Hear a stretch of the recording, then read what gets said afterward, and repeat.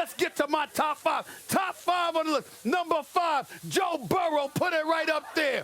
Why? Because this is a brother right now, undefeated, leads all FBS quarterbacks in completion percentage. He's been absolutely balling. He's a big-time talent. I got to put him up there at number 5. Let's go to number 4 on the list. Put him, Jonathan Taylor, Wisconsin. Why? Excuse me. Have you seen this brother run the football? It's a damn shame what he did to the Michigan Wolverines, let alone everybody else. This is a Heisman Trophy candidate. We mention him every year.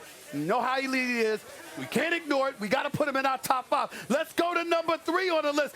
Justin Fields, Ohio State. Why have you seen the Ohio State Buckeyes? Have you seen the way that they perform? Even though we talk about the elite team, Clemson being number 1, Alabama being number 2. Okay, we got to think about Ohio State. We got to think about Georgia. When you think about Ohio State, you think about that kid right there. Number 2 on the list. Tua, put him up there. We know who this brother is. Y'all know who this brother is. Y'all did something to him last. As a matter of fact, because of him, the way he performed and the way they looked in the national championship game, I got an apology to issue later on, okay? So we'll get into all of that another time. But Tua is still big time. So is Alabama. We got to go to number 1 on the list. Give it to me. Jalen Hurts, ladies and gentlemen. Ladies and gentlemen, it's something special. This guy right here tied for FBS and total QBR. We know how sensational Jalen Hurts has been. His record as a starting quarterback, 31-2. Listen, Trevor Lawrence is big time. You got a lot of big time players on Clemson. We'll talk about that. But Trevor Lawrence has struggled a little bit in the first 5 games. Okay, he's the reigning defending national champion. But this is only my list after the first 5 weeks, Coach. You got a problem with that? Absolutely. let me tell you, this reminds me of last year when you did your rant and you went, number 5, Alabama, number 4, Alabama, number 3, number 2. That's right. But in the end, it was Clemson, and we're going Trevor Lawrence. So, Trevor Lawrence, no doubt. No love for Travis Etienne either. Come on. No doubt. Trevor Lawrence.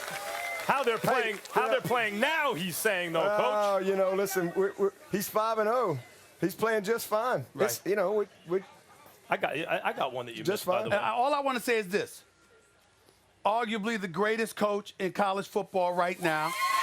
The reigning defending national champion. That'll be decided this year. Two-time national champion in the last 3 years. I get where you're coming from, but last time I checked, Dabo does not sit around and say, you know what, he's doing just fine. He takes him back in that field room. He takes him out of practice, and he said, you did this, you did this, you did this. You can do all of that better. He doesn't stop. Neither do I. Well, here's the deal. They don't give a trophy at halftime or after 5 games. That's right. You know, we got a long way to go. That's right. But That's right. all I can tell you, and these are unbelievable players. Yeah. Oh, man, I have so much respect for those guys. But if you said right now after 5 games who you picking to start your team, I'm taking Trevor Lawrence. No question. I am too. And you know what? You probably are too. I am too, Coach. But by the way, while you're talking while you're talking running backs, what about DeAndre Swift? Like you look at the Bulldogs. That's running back factory now, right? Yeah. I remember the first time I saw Nick Chubb. I'm watching on a plane. I'm like, boy, Gurley's as great as everyone says. Oh, wait a minute, that's Nick Chubb. That's not Gurley's hurt. DeAndre Swift, just because he's not on the field all the time because they've got so many guys. But, Coach, who's better than him? Yeah, he's a great player. We recruited him hard out of high school. A great player and a great kid. A really all really around good kid. back. You got do it all. You got 2 pretty damn good running backs here. We do. Yes, you do. We do. Etienne and Lynn J. Dixon, who's kind of just coming on the scene. Right. So both averaging better than 6 yards a carry. I've been impressed. Yeah, I've been impressed. And you're going to see more. You know, we got a long way to go in this season. We've had 1 fourth-quarter game. Those guys have kind of gotten their work in, but it's time to start stretching them thoroughbred legs out a little bit. What did you put them through after that tough nail biter against North Carolina? That's the first time I never saw you sweat like that, Coach. I gave him never saw you sweat like that. I gave him a weekend off. Said, man, we need a break. We need to regroup. We need to reset here. Yeah. No, you know what? We complimented North Carolina, first of all, because they did an amazing job and played really well. But we learned a lot. We learned this team is different. You know, everybody just carries over from last year. I learned that this team has the guts to win games like that. You know, you got to win games like that. You know, sometimes you can't hit the three-pointer, so you better find a way to rebound and get a steal and get to the basket and get to the free throw line. And we found a way to win.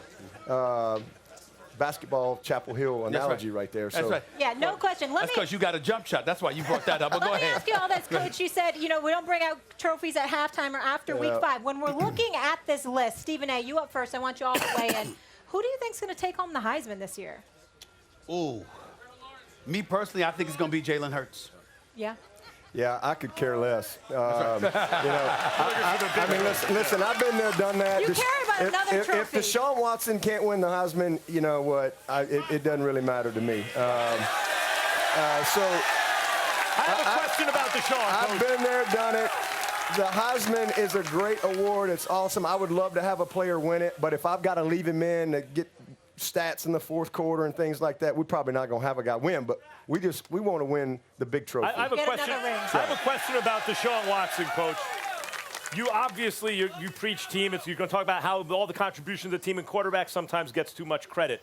And you as a leader and a coach have these guys playing foreign with each other, all that stuff. But I took you guys to beat Alabama a couple years ago because of Deshaun Watson. You did. I thought it would be tooth and nail down the stretch, and he'd sprinkle that magic pixie dust, and in the end, make the play to win by hook or by crook. He'd figure it out, and he got you over the top. Yeah.